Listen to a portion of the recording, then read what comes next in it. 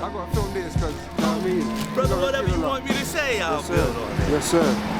But you still cypher right now. Oh, true indeed. True indeed. But originally, the way the knowledge came about in 1964 with a law and a person declaring 13X that came out of Temple Number 7. Yes, sir. When it came out of Temple Number 7 in 1964, there was a lot of things going on in Harlem. Yes, sir. You know, it's mainly the youth. The youth was influenced by the Nation of Islam, Minister Malcolm X. They would have the outdoor rallies, right? Yes, sir. And then the youth started reacting on the knowledge. The black man's God, the white man is the devil. Then next thing you know, the police was already dealing with police brutality, killing young people. A brother named James Powell, at 15 years old, got killed for nothing, brother, just for being on the street. You know what I mean? So the youth was trying to fight back, the police and everything. And they had a little bit of lessons, they had the language, but they didn't really have a true understanding. Yes, they was taught by brothers called the Harlem Six, that the media improperly referred to as the Blood Brothers. Okay. See? But these were the 6 brothers that were spreading Islam. 2 of them came from out the mosque themselves. They had the X's. They was teaching the young brothers piecemeal because they didn't really have it all the way live and right and exact, you know, the way the father had it. Because the father Allah, he was in the mosque for 4 years. He wasn't a Sunday Muslim, but he was an everyday Muslim. Yeah, every day. He lived across the street, you know, down the street 4 blocks from the mosque on 112th Street, you know, Martin Luther King Projects, aka Boston Projects, you know, and he worked in the mosque, you know, as a painter with 2 brothers, Brother Ben and Brother George. They were painters. So they would paint all throughout Queens, Manhattan, Brooklyn and everything, mainly like working with Jews and stuff like that, right? And so then he also sold the papers full time. So that's what he did. He was a full-time Muslim. He didn't have no employment outside the Nation of Islam. So for 4 years deep, every Monday FOI class, brother. So if you take 52 weeks times 4 years, brother, he was at FOI class for 200, you know what I mean? At least 200 FOI classes every Monday night. That's why he was so thorough in the lessons. So he remembered his lessons by heart, which all FOI was required to do at the time. So when he came out and saw the situation, and the young brothers was crossing his path, he says, you know what? Okay, stop. I'm gonna teach you. I'm gonna give it to you. That's the first time that a Muslim brother said, I'm gonna give you the full 120, because at that time nobody was doing that. Yeah, they're holding that back. The father did that, but the youth was already hungry for Islam, and that's how the Fathers Nation got born. Because the first 9 born, they was pretty much the junior crew to the Harlem Six. The Harlem Six was a little bit older. Okay. You had the first 9 born, the firstborn prince at the time. You know, his name was Al Jabbar. Then you had firstborn Black Messiah, whose name was Kareem. Then you had firstborn Bismillah, whose name was Naheem.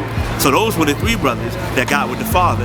And Old Man Justice, who's James 109 X. Yes, you know what I mean? He got registered at least by 1960 because, see, a lot of brothers in the Nation of Gods and Earth, they say that he didn't have any affiliation with the Nation of Islam. But his son, his wife was an MGT. Yes, Sister Beach was 7X.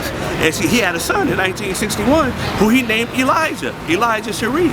And his son is with us. You know what I mean? Elijah Sharif is alive and well today, so is just his former wife. All praises you know to what I mean? Allah. Yes, Then you had Abu Shahid, who was John 37X. He came into the mosque in 1958.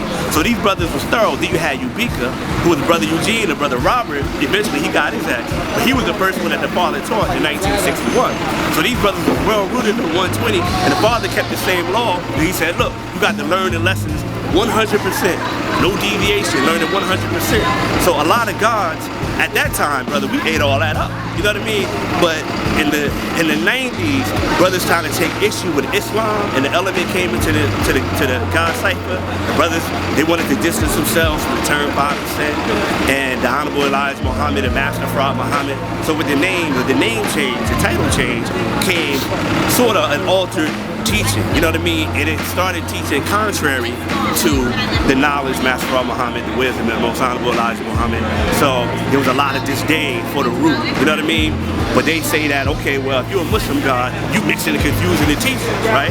But see, brothers that say that don't know their history, because the father's the one that brought the 120. Now the father brought 120, right? That's 6 lesson sets, right? Then he also brought Supreme Master, Supreme Alphabet. So that's 8 lesson sets. So if you take 6 of the lessons was from Master Farad Muhammad, Honorable Elijah Muhammad. Then the father combined his in there, the Supreme Math and the Supreme Alphabet. So he was the first one to combine the teachings. So the Muslim God is consistent with that. And we say we Muslim because we're righteous. That's what Muslim means, a righteous person. The father said the best definition of a Muslim is a righteous person. And don't call yourself a Muslim, you're going to be out here smoking and drinking, robbing and stealing. Because at the time, the brothers was getting, because like I said, the Harlem Six and stuff was out there. You had like these young juvenile brothers out there that was still amped from the knowledge. So as juvenile, 13, 14, 15, naturally they was already in a situation. So a lot of them started getting incarcerated. When they would get incarcerated, like, my name is Kareem. My name is Al-Jabbar. My name is Raheem. My name is Shabazz. They started saying, oh, these are the Muslims. The Muslims is living contrary to the teaching, right? Then Captain Yusuf Shah, used to be Captain Joseph from Mosque number 7, he came to visit the father because see, people don't understand, like I said, the father was in the mosque for 4 years. The father had deep relationships with these brothers because he was a hardcore FOI. He was no Sunday Muslim. So these brothers, they were men. So they would come and they would converse and they would build.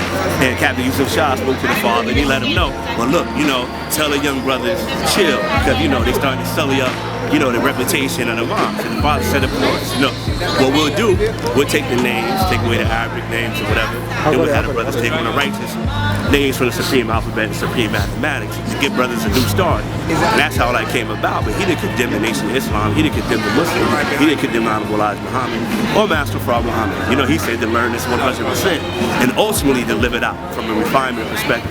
So the first 5 principles of mathematics is knowledge, wisdom, understanding, culture, and refinement. That's the 17th degree. What does it mean in civilization? We want to have the knowledge, wisdom, understanding, culture, and refinement.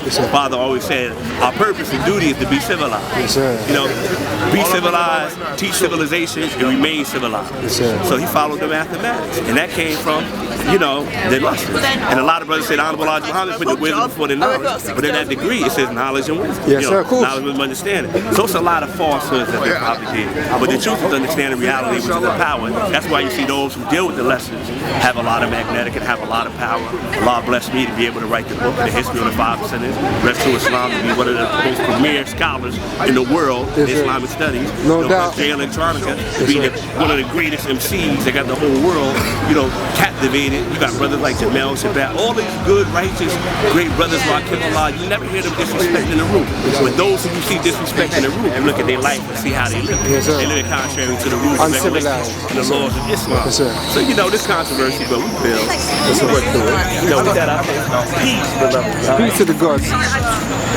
I've been calm, the 5% nation of Islam. I asked you to save me, I've been harmed. My back has been bleeding, I've been carved. I've been starved, need food for thought. I cater for conscious minds, I was once uneducated, but the truth is taught. I thank Allah for making me a black man. I love the challenge.